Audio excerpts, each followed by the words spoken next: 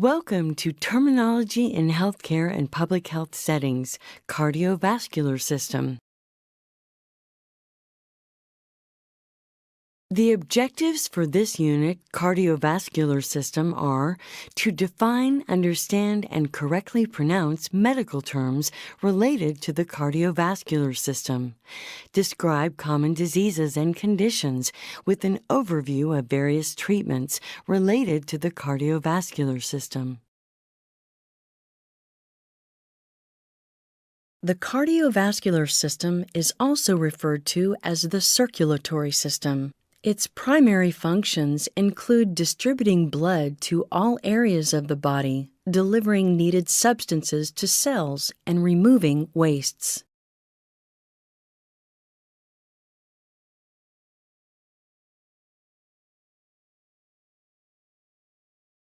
This slide shows the anatomy of the cardiovascular system.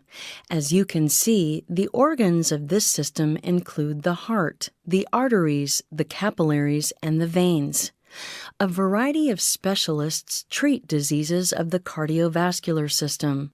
Cardiologists treat diseases of the heart. Vascular surgeons treat some diseases of the arteries and veins, and neurologists treat strokes. The heart is located in the mediastinum, located to the left side of the chest and directly behind the sternum, which is the breastbone. The heart is about the size of a fist and is shaped like an upside-down pear.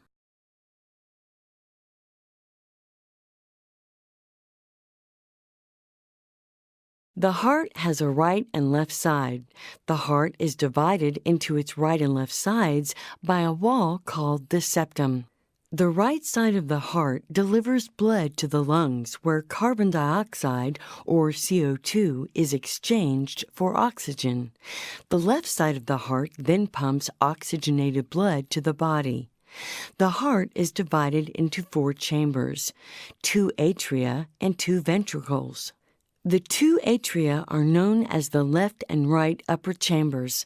Blood returns to the atria in the heart through the venous systems. The 2 ventricles are known as the left and right lower chambers. They are the pumping chambers, meaning they pump blood away from the heart. Blood exits the ventricles into arteries to be circulated throughout the body. You might want to think about blood vessels as the pipes that circulate blood through the body. Blood vessels are divided into 3 categories: arteries, capillaries, and veins.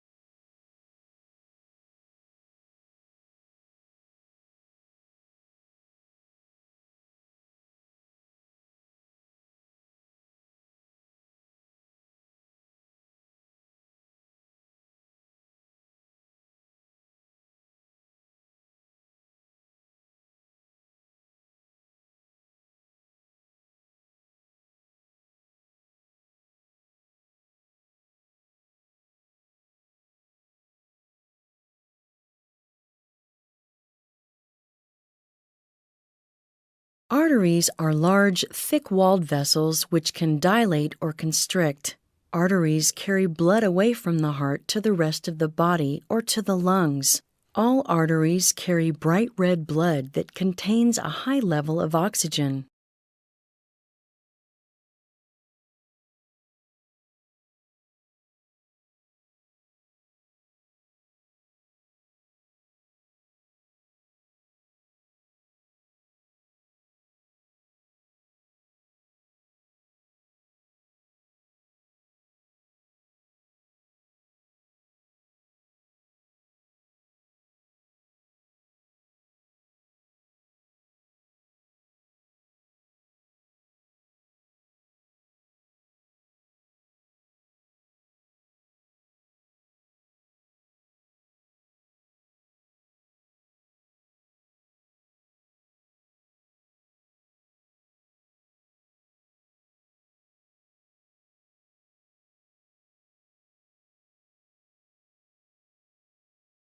Capillaries are a network of tiny, thin-walled blood vessels. They form the connection between arteries and veins. Capillaries reach each cell in the body. It is in the capillaries that oxygen and nutrients diffuse out of the blood, and carbon dioxide and wastes diffuse into the blood.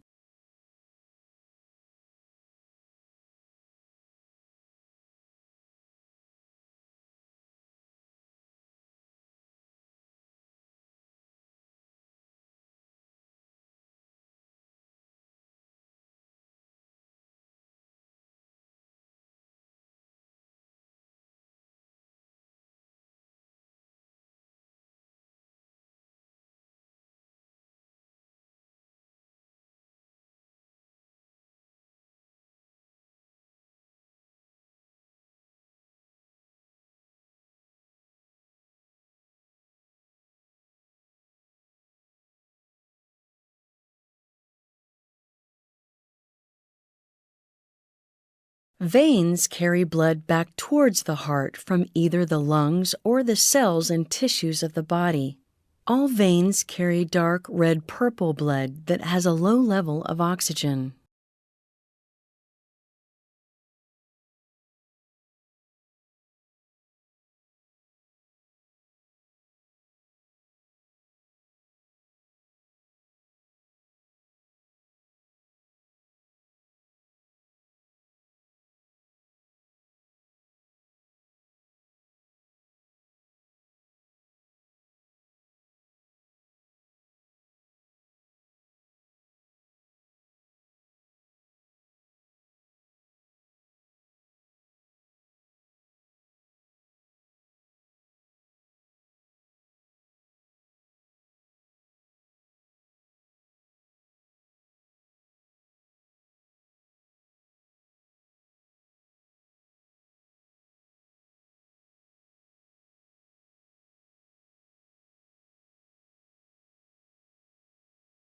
The first major condition of the cardiovascular system that we will discuss is atherosclerosis.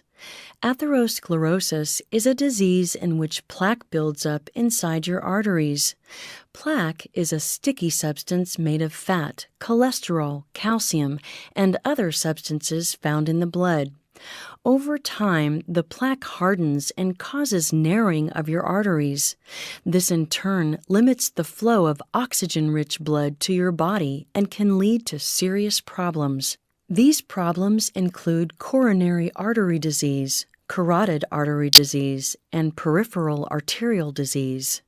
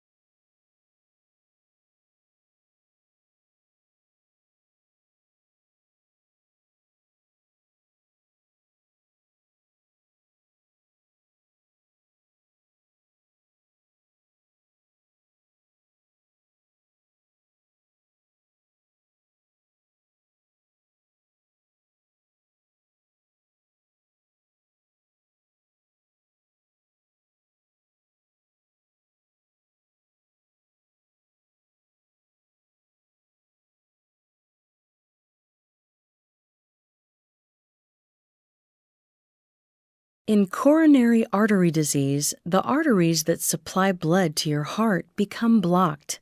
When blocked, you can suffer angina, which is the medical term for chest pain. You could even have a heart attack. If you have carotid artery disease, the arteries that supply blood to your brain become blocked. When they are blocked, you can suffer a stroke. And if you have peripheral arterial disease, the arteries in your arms, legs, and pelvis become blocked. When they are blocked, you can suffer from numbness, pain, and sometimes infections.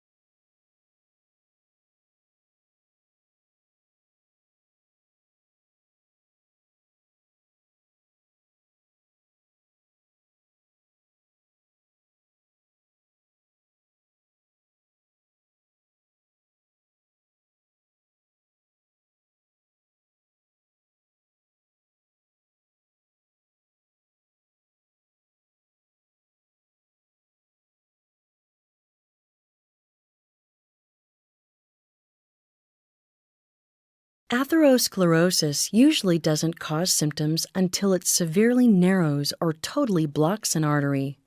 Doctors use physical examination, imaging, and other diagnostic tests to see if you have it. Treatments for atherosclerosis include medicines and medical procedures or surgery. Lifestyle changes can also help. These include following a healthy diet, getting regular exercise, maintaining a healthy weight, quitting smoking, and managing stress.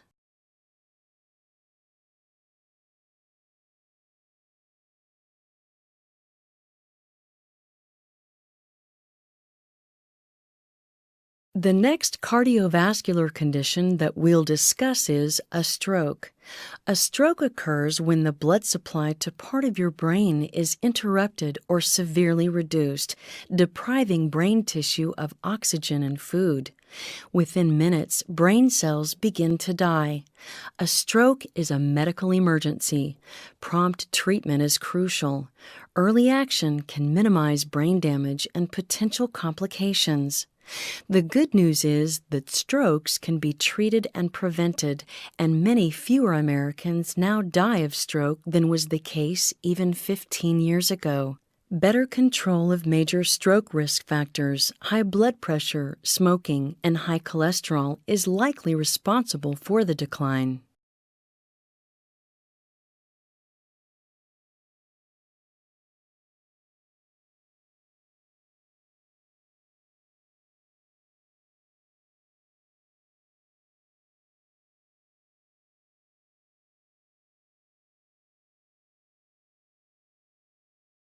There are two kinds of stroke, ischemic and hemorrhagic.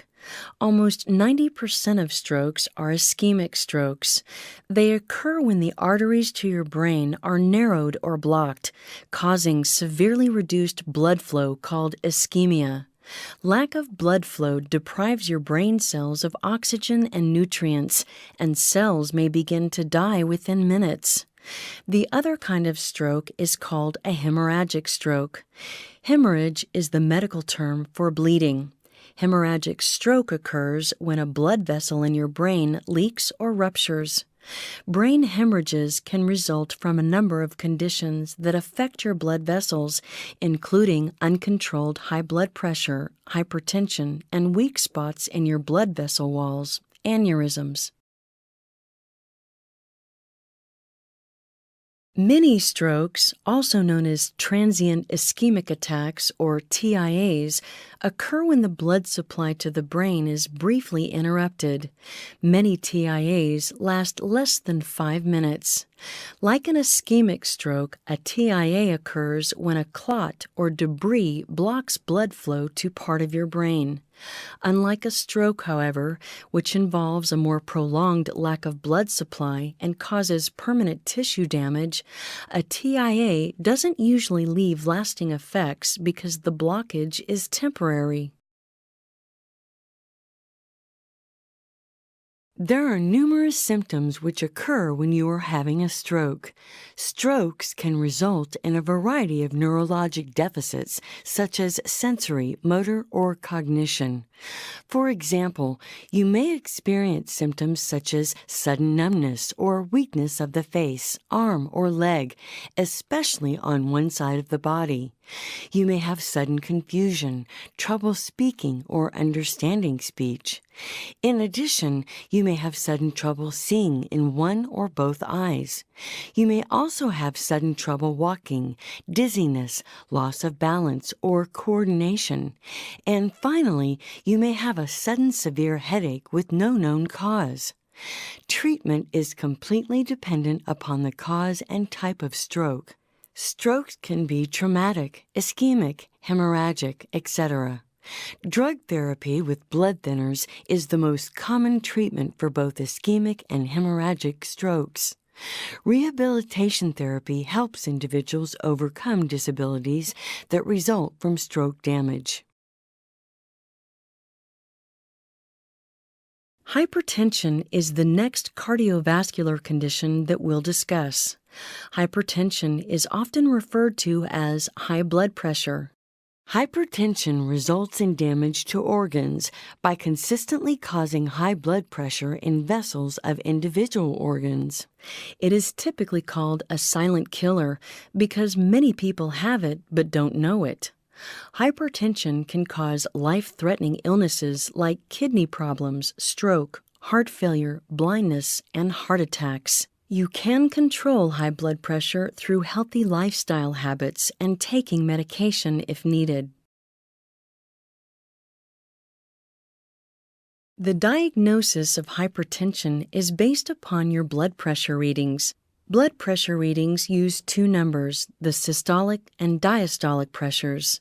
Systolic blood pressure is the pressure when the heart beats while pumping blood. Diastolic blood pressure, in contrast, is the pressure when the heart is at rest between beats. The resulting pressure readings are usually written one above or before the other. A reading of 120/80 or lower is considered a normal blood pressure.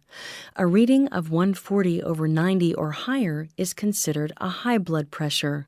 A reading between 120 and 139 for the top number or between 80 and 89 for the bottom number indicates you have prehypertension.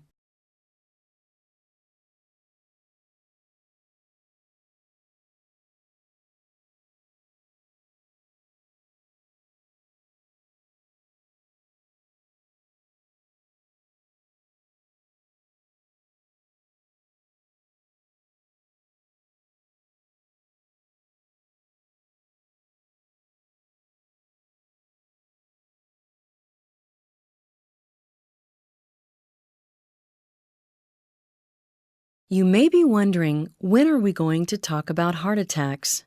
A heart attack is called a myocardial infarction and abbreviated as MI. Heart attacks are one of the most well-known and common medical problems. In fact, someone in the United States has a myocardial infarction every 34 seconds. The symptoms of an MI include chest discomfort, such as feeling pressure, squeezing, or pain. Sometimes people experience shortness of breath and discomfort in the upper body, either in the arms, shoulder, neck, or back. Another symptom of a heart attack is nausea accompanied by vomiting, dizziness, lightheadedness, and sweating. Most heart attacks happen when a clot in the coronary artery blocks the supply of blood and oxygen to the heart. Myocardial infarction is caused by the heart receiving too little oxygenated blood supply, which results in organ damage. A blockage that is not treated within a few hours causes the affected heart muscle to die. Sometimes a myocardial infarction leads to an irregular heartbeat called an arrhythmia that causes a severe decrease in the pumping function of the heart. Treatment for cardiac arrhythmias include medications, a variety of cardiac devices, and cardiac ablation. Here are some key word parts for the cardiovascular system along with their meanings. In the third column, you can see some of the medical terms that we can create by combining word parts. You should return to the online medical dictionary to hear the pronunciation and become familiar with the meaning of the created terms. David is rushed to the doctor after complaining of having a really bad headache. His wife also tells David's doctor that her husband is feeling confused, having trouble speaking, and has numbness of the left side of his face. These symptoms are indicative of atherosclerosis, stroke, myocardial infarction. Did you guess stroke?